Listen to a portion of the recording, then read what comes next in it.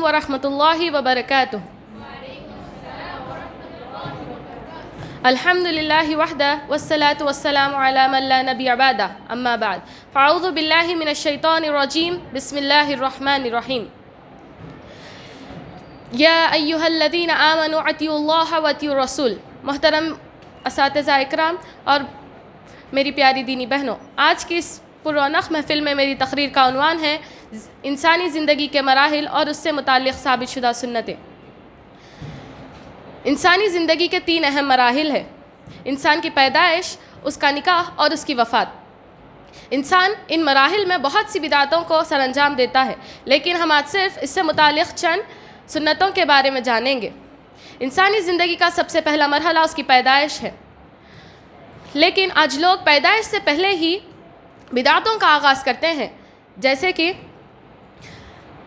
اولاد کی طلب و خواہش غیر اللہ سے کرنا، جو کہ بدعت ہی نہیں شرک میں بھی شامل ہوتا ہے، اس لیے کہ اللہ رب العالمین کا سورہ حج کی آیت نمبر 73 میں ارشاد ہے: ان الذین تدعون من دون اللہ لن یخلقوا ذبابا ولو اجتمعوا لہ۔ بے شک جنہیں تم اللہ کے سوا پکارتے ہو وہ ایک مکھی تک پیدا نہیں کر سکیں گے، اگرچہ وہ سارے بھی اس کے لیے جمع ہو جائیں۔ آئیے جانتے ہیں کہ بچے کے پیدائش کے بعد کی سنتیں کیا ہیں۔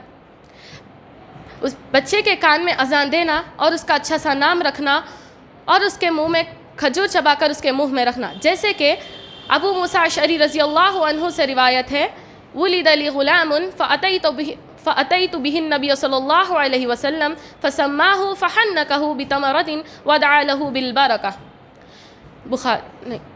میرے ہاں ایک بچے کی پیدائش ہوئی، میں اس بچے کو لے کر آپ صلی اللہ علیہ وسلم کی خدمت میں حاضر ہوا، تو آپ صلی اللہ علیہ وسلم نے اس بچے کا اچھا سا نام رکھا، اس بچے کا اچھا سا نام رکھا اور اس کے منہ میں کھجور چبا کر رکھا اور اس کے لیے برکت کی دعا کی۔ اس کے بعد 7ویں دن حقیقہ کرنا، سر منڈوانا بھی سنت ہے، جیسے کہ علی رضی اللہ عنہ سے روایت ہے کہ نبی کریم صلی اللہ علیہ وسلم نے حسن رضی اللہ عنہ کے جانب سے حقیقہ کیا اور حضرت فاطمہ رضی اللہ عنہا سے فرمایا کہ بچے کا سر منڈوا کر اس کے بالوں کے وزن کے برابر چاندی صدقہ کرو۔ اس کے بعد انسانی زندگی کا دوسرا مرحلہ یعنی نکاح۔ میری دینی بہنوں، نکاح سے دین مکمل ہوتا ہے، جیسے کہ نبی کریم صلی اللہ علیہ وسلم کا فرمان ہے: جب بندہ نکاح کرے تو اس کا آدھا دین مکمل ہوتا ہے۔ آج میری دینی بہنوں، آج لوگ نکاح میں دنیاوی کامیابی اور خوبصورتی کو ترجیح دے کر اخروی کامیابی اور اچھی سیرت کا انکار کر رہے ہیں، جیسے کہ نبی کریم صلی اللہ علیہ وسلم کا ارشاد ہے: تنکح المرأۃ لأربعین لمالها ولحسبها ولجمالها ولدینها فاظفر بذات الدین تربت یدیک۔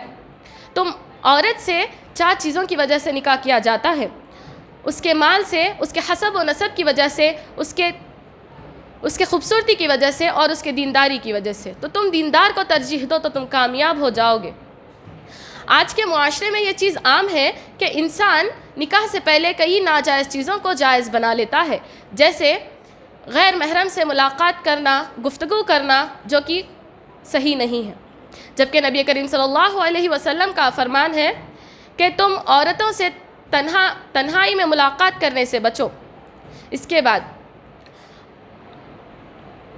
نکاح میں حق مہر دینا سنت ہے اور اپنی بیوی سے جہیز لینا جائز نہیں، اور نکاح سے پہلے کئی رسمیں جیسے ہلدی، مہندی، ویڈیوگرافی، صحرا باندھنا جیسی کئی بدعتیں رونما ہو چکی ہے، لیکن نکاح میں سادگی کو اپنائیں، جیسے کہ عطیہ رضی اللہ عنہا عائشہ رضی اللہ عنہا کے نکاح کا واقعہ اس سادگی کے ساتھ بیان کرتی ہے کہ عائشہ رضی اللہ عنہا لڑکیوں کے ساتھ کھیل رہی تھی کہ ان کی خادمہ آئیں اور انہیں لے گئیں۔ ابو بکر صدیق نے ان کا نکاح پڑھا دیا اور ولیمہ کیا۔ اس سے ہمیں پتہ چلتا ہے کہ نبی کریم صلی اللہ علیہ وسلم نے اپنا نکاح کتنی سادگی کے ساتھ کیا، اور ہمیں بھی اسی طریقے کو اپنانا چاہیے۔ اس کے بعد انسانی زندگی کا تیسرا اور آخری مرحلہ اس کی وفات۔ مرنے کے بعد مرنے والا شخص تو ہوش میں نہیں رہتا، لیکن اس کے آس پاس کے موجود لوگ میت کی رسمیں کرنا شروع کر دیتے ہیں، جیسے یاسین پڑھنا، 10 دن اور 40 دن بعد اس کے نام پر فاتحہ دلانا، 40ویں کرنا، برسی منانا جیسے کئی بدعتوں کو سر انجام دیتے ہیں۔ اصل طریقہ یہ ہے کہ جو شخص مرنے کے قریب ہو تو اسے لا الہ الا اللہ کہنے کی تلقین کرے، اور اگر کسی کے فوت ہونے کی خبر سنو تو نوحہ نہ کرو بلکہ ان للہ و انا الیہ راجعون پڑھو۔ تیسرا، غسل دینے میں دیر نہ کرنا، میت کو اچھا کفن دینا، عورت کو 5 کپڑوں میں اور مرد حضرات کو 3 کپڑوں میں کفن دینا چاہیے، اور اگر میت عورت کی ہو تو غیر محرم کو دیکھنے کی بالکل بھی اجازت نہیں ہے۔ مرد حضرات کے لیے جنازے کے پیچھے جانا سنت ہے، جیسے کہ نبی کریم صلی اللہ علیہ وسلم کا فرمان ہے، من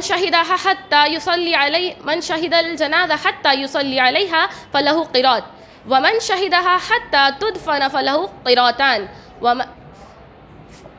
قیل وما القراطان قال مثل الجبلین العظیمین۔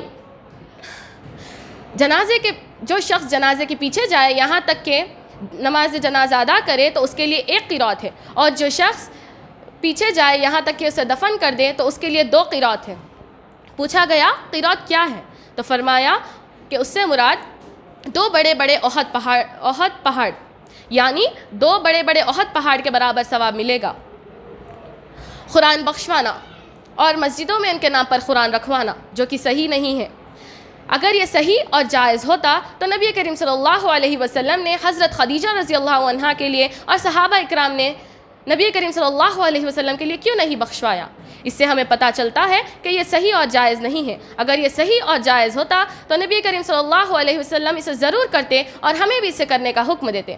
آخر میں اللہ رب العالمین سے دعا ہے کہ ہم تمام کو زندگی کے ہر مرحلے میں نبی کریم صلی اللہ علیہ وسلم سے ثابت شدہ سنتوں پر عمل کرنے کی اور بدعات سے بچنے کی توفیق عطا فرمائے۔ آمین ثم آمین، وآخر دعوانا الحمد للہ رب العالمین۔